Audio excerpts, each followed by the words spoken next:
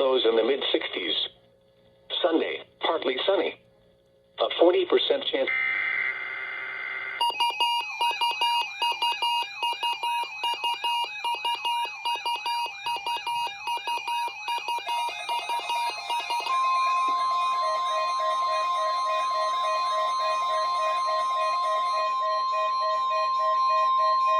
This is a weekly test of the NOAA radio warning device.